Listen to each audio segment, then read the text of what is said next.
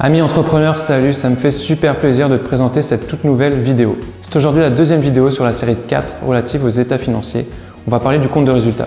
Aujourd'hui, je vais t'expliquer comment lire, comprendre et interpréter un compte de résultat. Tout d'abord, si tu découvres mes vidéos, je m'appelle Pierre-Marie Monjaret, je suis expert comptable, expert en conseil patrimonial, mais je suis surtout un entrepreneur.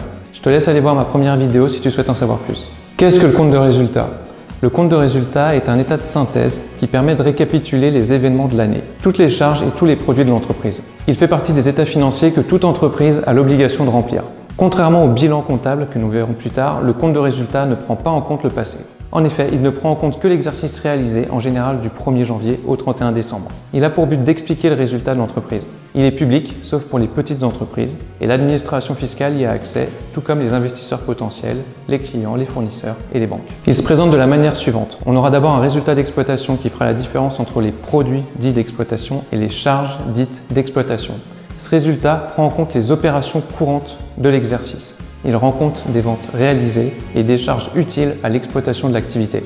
Vient ensuite le résultat financier qui fait la différence entre les produits financiers et les charges financières. Ce résultat explique et analyse le mode de financement de l'entreprise. Les charges financières sont donc des charges qui engendrent un coût de financement.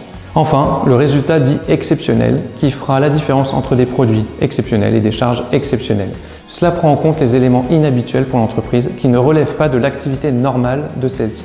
Cela permet de différencier le résultat habituel, qui est le résultat d'exploitation, et le résultat ponctuel, qui est le résultat exceptionnel. Enfin, la somme de ces trois résultats nous donne le résultat net comptable avant impôt.